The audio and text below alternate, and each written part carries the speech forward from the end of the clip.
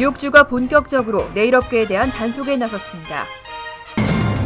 취업 이민 노동허가 신청서 처리가 지연되면서 정상심사에도 최소 6개월 이상이 소요되고 있습니다. 한국으로 의료 관광을 가는 외국인들이 매년 늘어나고 있습니다. 올해 들어 경찰 총격으로 인한 사망 사고가 390건에 달했지만 경관 기소는 3건에 그쳤습니다. 미국 대도시 가운데 시카고가 공무원 부정부패 1위로 조사됐습니다. 뉴욕은 3위에 올랐습니다. 이상은 이 시각 주요 뉴스입니다. 여러분 안녕하십니까? KBN 뉴스입니다. 뉴욕주가 본격적으로 내일 업계에 대한 단속에 나섰습니다. 우선 종업원 권리장전 포스터를 부착하지 않은 업소들이 그 대상입니다. 그동안 내일 업계를 대상으로 세미나도 여러 번 개최된 만큼 준비를 잘 하셔야겠습니다. 앤드류 쿠오모 뉴욕 주지사는 29일 기자회견을 열고 종업원 권리장전 포스터 부착 여부에 대한 단속을 시작으로 내일 업계 근로환경 개선 캠페인에 돌입한다고 밝혔습니다. 쿠오모 주지사는 이날 내일 업주들이 부착해야 할 권리장전 포스터를 소개했습니다. 종업원 권리장전 포스터는 최저임금과 식사시간, 안전한 노동환경 보장 등 업주들이 지켜야 할 법규가 담겨 있습니다. 업주는 눈에 잘 보이는 곳에 종업원의 모국어로 된 포스터를 부착해야 합니다. 쿠오모 주지사는 또 내일 업계 근로환경 개선을 위해 소비자들의 적극적인 협조도 당부했습니다. 쿠오모 주지사는 네일살롱 이용자들이 매장에 들어가면 먼저 업주에게 직원들이 최저임금을 받는지, 오버타임을 지급하는지, 매장 내 적합한 환기시설이 있는지, 또 뉴욕주 사업 라이선스를 갖고 있는지 등을 꼭 물어볼 것을 당부했습니다. 뉴욕주는 소비자들의 적극적인 협조를 유도하기 위한 일환으로 이와 같은 질문이 담긴 휴대용 팜카드를 뉴욕주 전역에 걸쳐 배포할 것이라고 밝혔습니다. 취업 이민 영주권 문호는 계속 순항을 이어가고 있습니다. 하지만 노동허가 신청서 처리가 이민자들의 발목을 잡고 있는데요. 정상심사에도 최소 6개월 이상이 소요되고 있습니다. 연방노동부의 노동허가 신청서 처리 현황에 따르면 5월 4일 기준 수속 중인 노동허가 신청서는 2014년 11월 접수분인 것으로 확인됐습니다. 정상심사의 경우에도 처리에 최소 6개월 이상이 소요되면서 지난해 10월 평균 처리 기간 5개월에 비해 1개월이 더 지체되고 있습니다. 특히 처리에 2개월밖에 소요되지 않았던 2013년과 비교하면 2배 이상 지연되고 있습니다. 여기다 감사 대상으로 판정될 경우 정체가 더 심각한 상태입니다. 감사 대상으로 분류된 신청서는 2013년 11월 접수분인 것으로 나타나 1년 6개월 이상이 소요되고 있습니다. 한편 지난해 노동부는 2015 회계연도에 노동허가 신청서 처리가 더 지연될 수 있다고 예상했습니다. 한국으로 의료관광을 가는 외국인들이 매년 늘어나고 있습니다.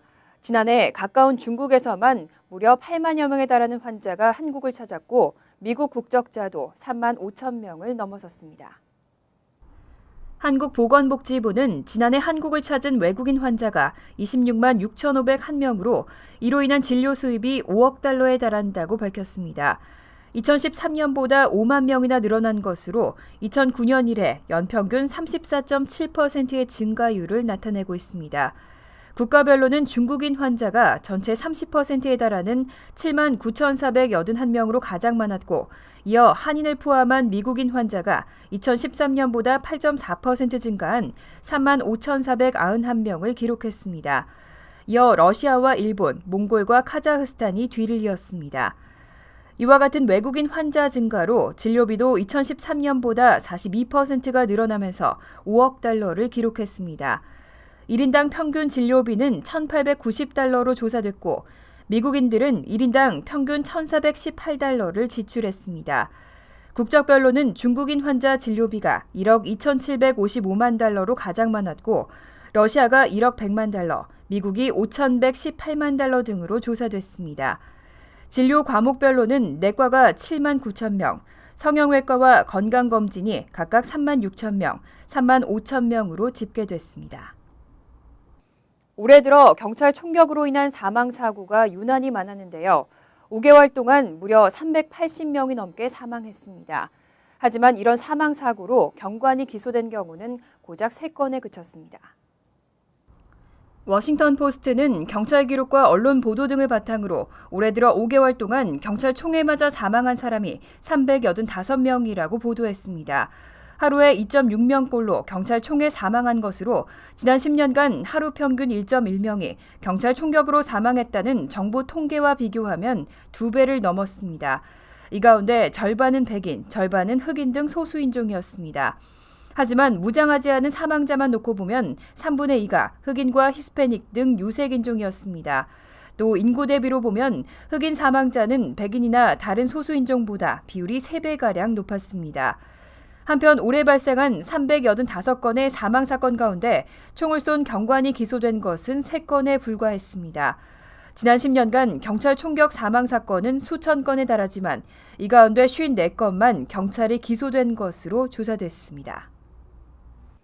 정치인들의 부정부패 기사, 한국이나 미국이나 끊이지 않는 이슈죠. 미국에서는 시카고가 부정부패 1위 도시에 올랐습니다. LA와 뉴욕이 차례로 뒤를 이었습니다. 뉴욕 언론들은 28일 미국의 대도시 가운데 공무원의 부정부패가 가장 많은 곳 1위에 시카고, 3위에는 뉴욕이 올랐다고 보도했습니다. 일리노이 대학의 한 최신 보고서에 따르면 연방 법무부가 데이터를 수집하기 시작한 1976년 이후 38년간 연방법원에서 공무원이 부정부패 혐의로 유죄 판결을 받은 사례가 가장 많은 도시는 시카고, 2위는 LA, 3위에는 뉴욕이 올랐습니다. 1976년부터 2013년까지 시카고를 관할하는 연방법원 일리노이 북부지원에서 공무원이 부정부패 혐의로 유죄 판결을 받은 사례는 총 1,642건으로 집계됐습니다. 다음은 LA 소재, 캘리포니아 중부지원에서 1,360건, 맨하탄 소재, 뉴욕 남부지원이 1,260건으로 조사됐습니다. 전체 통계 4위에는 워싱턴 DC가 1,109건, 5위는 마이애미 소재 플로리다 남부 지원이 1,032건으로 나타났습니다. 그 밖에 뉴욕 소재 뉴저지 법원과 클리블랜드 소재 오하이오 북부 지원, 필라델피아 소재 펜실베니아 동부 지원 등이 뒤를 이었습니다. 뉴욕 일원 한인 입시학원 광고에 한인 예일대생의 사적인 이메일 내용이 실렸다는 신고가 제기됐습니다. 해당 학생이 합격 당시 입학 사정관으로부터 받았던 개인적인 이메일 내용이 버젓이 광고에 실렸는데요. 유출 경위에 대한 조사가 진행되고 있습니다. 뉴저지 리치필드에 거주하는 구모 씨는 29일 예일대에 재학 중인 딸 유모 양이 합격 당시 대학 측으로 받았던 이메일이 K학원의 여름방학 캠프 광고지에 게재됐다며 리치필드 경찰서에 신고했습니다. K학원은 뉴욕과 뉴저지에 지점을 두고 있지만 유 양은 K학원에 다닌 적이 없고 이메일을 공개한 적도 없는 것으로 확인됐습니다. 경찰은 이메일이 어떤 경로를 통해 유출되는지에 대해 수사를 진행하고 있습니다. 유 양에 따르면 문제의 이메일은 예일대 북동부 담당 입학 사정관이 보낸 것으로 합격 통지서가 아니라 개인적인 축하와 격려의 메시지가 담긴 사적인 이메일인 것으로 확인됐습니다. 이에 대해 K학원 측은 이메일 등 광고에 게재된 내용은 C 컨설턴트가 제공한 것이라며 제대로 확인하지 않고 광고를 내 죄송하다고 입장을 밝혔습니다. 하지만 학원 역시 유 양의 개인 이메일 정보를 준 C 컨설턴트에 속았다며 C 컨설턴트는 현재 동남아에 있어 연락이 닿지 않는다고 해명했습니다. 중국계 일당 15명이 SAT와 토플 등 대리시험 공모 혐의로 기소됐습니다. 이들은 발각을 막기 위해 여권까지 위조하면서 대리시험 대가로 최고 $6,000를 주고받았습니다. 연방대배심은 지난 28일 2011년부터 올해 초까지 SAT와 토플, GRE 등의 대리시험을 공모한 중국 국적자 15명에 대해 기소 결정을 내렸습니다. 이들에게는 여권 위조 사기 공모 등 35개 혐의가 적용됐습니다. 이 15명 가운데 6명은 대리시험을 의뢰한 학생이고 5명은 대가를 받고 시험을 치른 것으로 확인됐습니다. 검찰은 대리시험이 주로 펜실베니아주 피츠버그 등지에서 이뤄졌다며 일당은 대리시험이 발각되지 않도록 여권도 위조했다고 밝혔습니다. 특히 대리 응시 대가로는 최대 $6,000가 오고 갔습니다. 한편 이번 사건에 연루된 학생 가운데 한 명은 매사추세츠주의 놀스 이스턴 대학에 진학한 것으로 알려졌습니다. 이들의 혐의가 인정될 경우 사기는 최대 20년형, 여권 위조는 징역 10년형, 공모는 5년형에 처해질 것으로 예상되고 있습니다. 스쿨버스가 스탑 사인을 올리고 정차 중이면 뒤따라오던 차량도 반드시 정차해야 합니다. 뉴욕주가 규정을 지키지 않고 스쿨버스를 추월하는 차량에 대한 대대적인 단속을 펼치고 있습니다. 지난 4월 주정부는 정차 중인 스쿨버스를 추월하는 차량에 대한 대대적인 단속을 펼치고 총 1,186장의 티켓을 발부했습니다. 또 앞으로도 경찰을 동원해 강력한 단속을 펼칠 예정이라고 밝혔습니다. 주지사실 통계에 따르면 지난 4년간 뉴욕주에서 규정을 무시하고 스쿨버스를 추월하는 차량에 치여 사망한 학생은 35명에 달했습니다. 또 매일 5만 대가량이 정차한 스쿨버스를 추월하는 것으로 집계됐습니다. 주정부는 지난 단속에서 차량 외부에 경찰 표시가 없는 일반 차량을 이용한 단속도 병행했습니다. 테리에간 차량국 부국장은 뉴욕주에서 스쿨버스에 탑승하는 학생은 하루 평균 약 230만 명에 달한다며 이들의 안전을 지키는 것이 최대 과제라고 강조했습니다. 뉴욕주에서 정차한 스쿨버스를 추월하다 적발되면 첫 번째 적발 시 250에서 400달러, 두 번째는 600에서 750달러, 세 번째는 750에서 1000달러의 벌금에 벌점 5점이 부과됩니다. 뉴저지 버겐카운티 재산세가 또 인상됩니다. 버겐카운티 의회는 카운티 재산세를 4.3% 인상하는 2015 예비 예산안을 통과시켰습니다. 버겐카운티 의회는 지난 27일 투표를 통해 제임스 테데스코 버겐카운티장이 제안한 예산안보다 100만 달러 적은 5억 3천만 달러 규모의 예산안을 승인했습니다. 이번 예산안이 확정될 경우 평균 주택가 32만 4천 달러인 주택 소유주의 경우는 카운티 재산세가 지금보다 연간 10달러 73센트 늘어납니다. 카운티는 이번 재산세 인상으로 세수가 4% 이상 증가할 것으로 기대하고 있습니다. 카운티는 이 밖에도 예산 절감을 위해 올해 버겐카운티 경찰국과 셰리프국을 하나로 통합하기로 결정했습니다. 반면 정신건강국과 재향군인 서비스국에 대한 지원금은 각각 12%와 45% 높게 책정했습니다. 또 특수학교에 대한 지원을 2% 늘리고 버겐 커뮤니티 컬리지에 180만 달러, 버겐 카운티 도서관 시스템에 2만 5천 달러를 추가로 지원하기로 결정했습니다. 버겐 카운티는 공청회를 거쳐 다음 달 24일 최종 예산안을 채택할 예정입니다. 잠시 후 KBN 뉴스가 계속됩니다.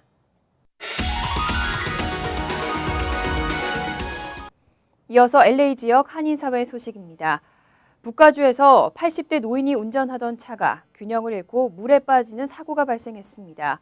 노인 운전자가 매년 증가하면서 사고도 늘고 있습니다. 김정균 기자가 보도합니다. 캘리포니아주 샌프란시스코 북쪽에 위치한 안티오시. 한 80대 노인 운전자의 차량이 물에 빠져 있습니다.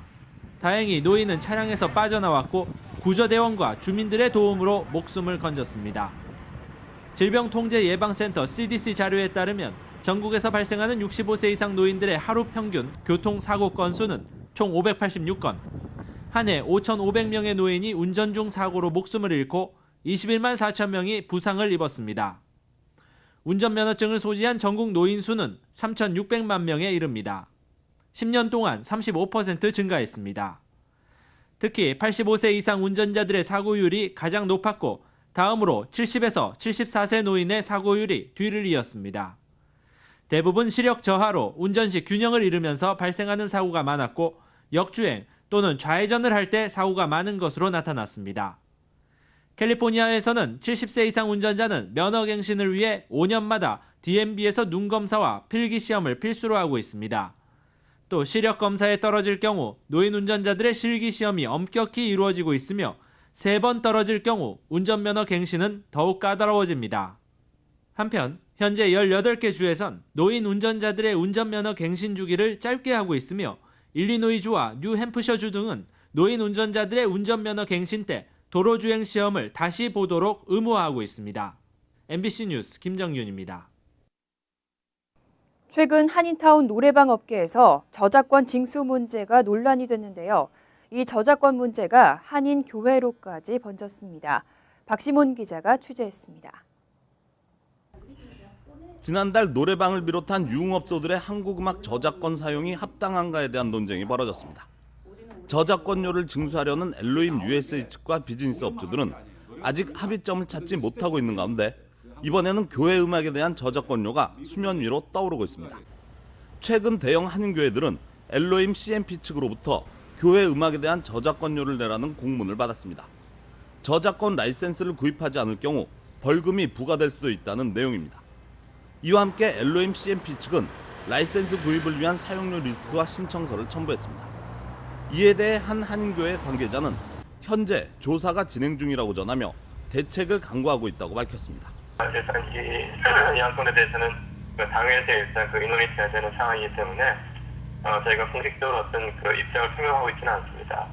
한편 엘로힘 CMP 측은 아직까지 미주 지역의 한인 교회들이 저작권에 대해 인식을 하지 못하고 있다고 전하며 이에 대한 계몽이 필요하다고 강조했습니다.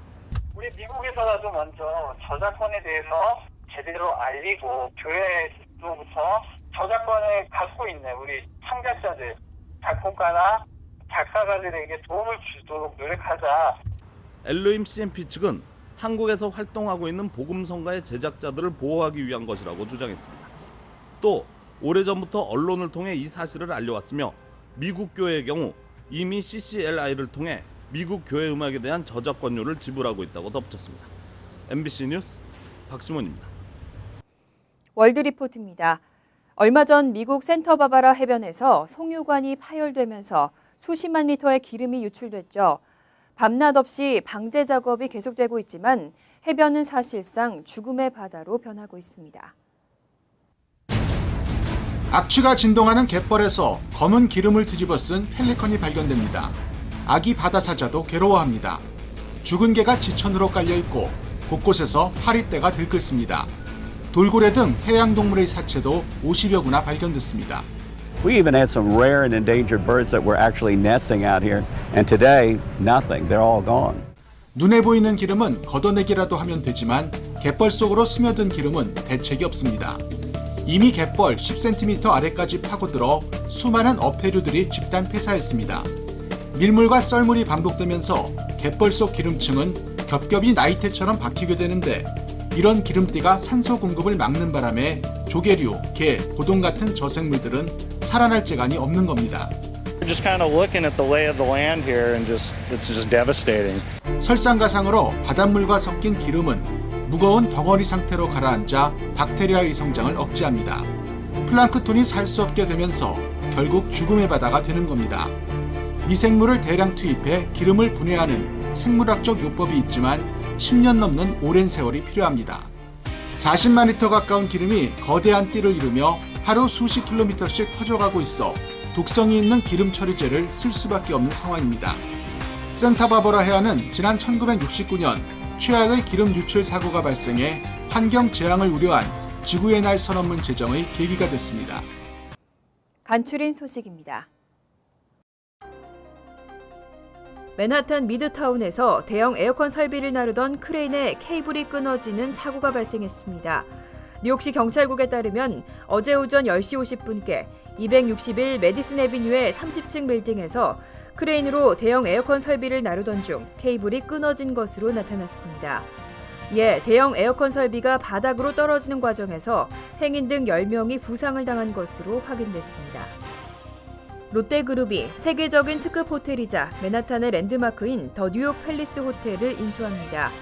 롯데그룹은 어제 더 뉴욕 팰리스 호텔을 놀스우드 인베스터즈로부터 8억 500만 달러에 인수하는 계약을 체결했다고 밝혔습니다. 롯데는 법인 설립 등 후속 작업을 마무리하고 이르면 올 8월부터 호텔을 운영할 예정입니다. 뉴저지주 레오니아에서 한인 건널목 안전요원을 자동차로 친 흑인 여성이 체포됐습니다. 49살 이 흑인 여성은 지난달 28일 오후 레오니아의 한 초등학교 앞 건널목에서 좌회전을 하던 중 이를 저지하던 안전요원 찰리 이 씨와 말다툼 끝에 이 씨를 차로 치고 도주했습니다. 여성은 이후 경찰에 전화 등 연락을 받지 않다가 수배령이 떨어지면서 지난 30일 경찰에 자진 출두했습니다. 뉴저지 리치필드에 거주하는 20대 한인 청년이 주택 절도 혐의로 경찰에 체포됐습니다. 리치필드 경찰은 23살 한인 박모 씨를 지난 5월 19일 발생한 리치필드 소재의 주택의 빈집털이 사건 용의자로 체포했다고 밝혔습니다. 박 씨는 이 주택의 창문으로 침입한 뒤 $8,000 상당의 약혼 반지와 아이패드, 현금 $5,000 등을 훔친 혐의를 받고 있습니다. 환율과 증권 소식입니다.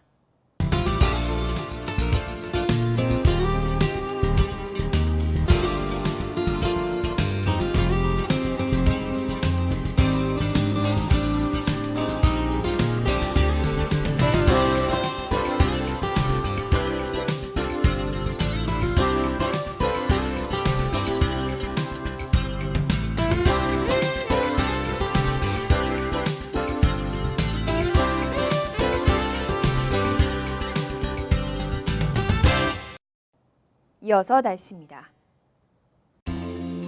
화요일은 대체로 흐리고 비가 오면서 쌀쌀하겠습니다. 낮 최고 기온은 62도, 섭씨 17도, 밤 최저 기온은 55도, 섭씨 13도로 예상됩니다. 수요일은 구름이 많지만 따뜻하겠습니다. 목요일은 가끔 구름이 끼지만 대체로 화창하겠습니다. 이상으로 KBN 뉴스를 마칩니다. KBN과 함께 즐거운 저녁 되시기 바랍니다.